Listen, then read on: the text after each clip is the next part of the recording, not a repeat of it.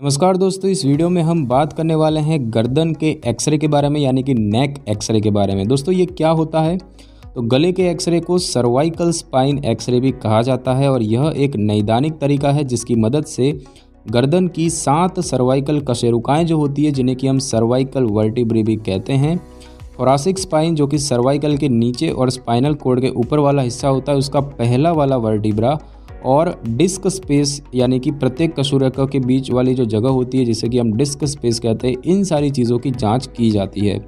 Test के दौरान x ray में निकलने वाली किरणें एक विशेष प्लेट से होते हुए शरीर तक जाती है और ऊतकों के प्रकार के आधार पर रेडिएशन की जो मात्रा है वो अलग अलग हो सकती है।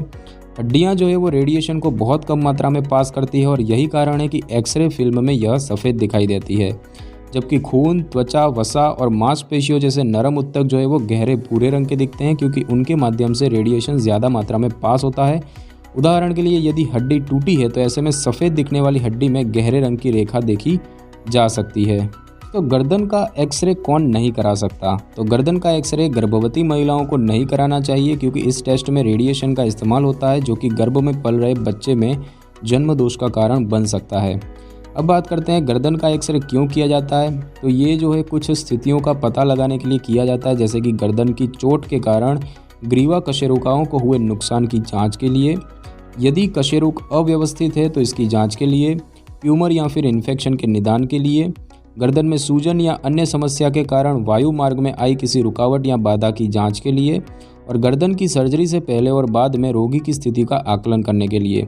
और यदि आपको कोई लक्षण है तो ऐसे में भी गर्दन का एक्सरे कराने का सुझाव दिया जाता है, जैसे कि गर्दन में दर्द, कमजोरी या सुन्न होना, गर्दन वाले हिस्से में मांसपेशियों की जकड़न या ऐंठन, सिरदर्द, गर्दन हिलाने में जो क्षमता है उसमें कमी होना, झुनझुनी, शून्य होना और हाथ पैर में कमजोरी होना, मूत्राशय या हाथ पर नियंत्रण में कमी या फिर चलने में कठिनाई।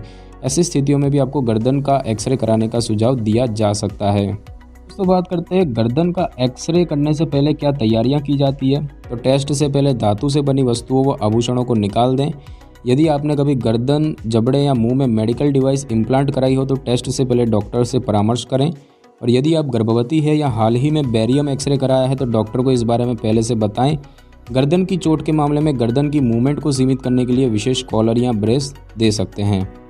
अब दोस्तों बात करते हैं कि ये एक्सरे होता कैसे है। तो सबसे पहले आपको अस्पताल या नैदानिक सेंटर में पहनने के लिए गाउन दिया जा सकता है। इसके बाद टेक्नोलॉजिस्ट आपको स्कैनिंग टेबल पर लेटने में मदद कर सकते हैं और जिन हिस्सों की जांच नहीं की जानी है उन्हें प्रोटेक्ट करने की ज़रूरत होती है।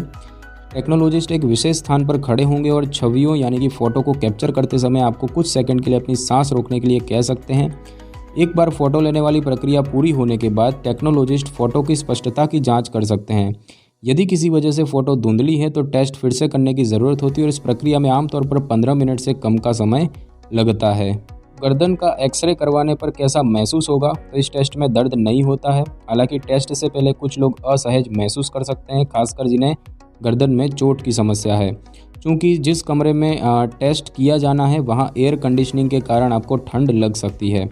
अब बात करते हैं दोस्तों इसके परिणामों का क्या मतलब होता है। तो सर्वाइकल स्पाइन एक्सरे की मदद से कुछ स्थितियों का निदान किया जा सकता है, जैसे कि फ्रैक्चर, ऑस्टियोपोरोसिस यानी कि हड्डी पतली या कमज़ोर होना, एपिग्लोटाइटिस यानी कि ऊतकों की सूजन जो कि श्वास नली को कवर करती है, काइफोसिस यानी कि ऊपरी रीढ़ की वक्र से जुड़ी समस्या, हड्डी डिसलोकेट यानी कि अपनी जगह से खिसक गई हो तो वो भी देखा जा सकता है, बोन्स पर यानी कि गर्दन पर हड्डी का अतिरिक्त विकास होना, डिस्क से जुड़ी समस्याएं, क्रूप यानी कि वोकल कॉर्ड का इन्फेक्शन, सर्वाइकल स्पॉन्डिलोसिस यानी कि गर्दन की कशेरुकाओं के बीच के हिस्से का क्षतिग्रस्त होना। दोस्तों इसके लाभ की बात करें तो टेस्ट के बाद शरीर में किसी तरह का कोई रेडिएशन नहीं रह जाता, और इसके जोखिम की बात करें तो डायग्नोस्टिक रेंज में एक्सरे एक्सपोजर के दुष्प्रभाव के बारे में जानकारी इसकी मौजूद अभी नहीं है। तो गर्दन के एक्सरे के बाद क्या होता है? तो गर्दन के एक्सरे के बाद किसी विशेष देखभाल की आवश्यकता नहीं है, आप आसानी से सामान्य गतिविधियों में शामिल हो सकते हैं।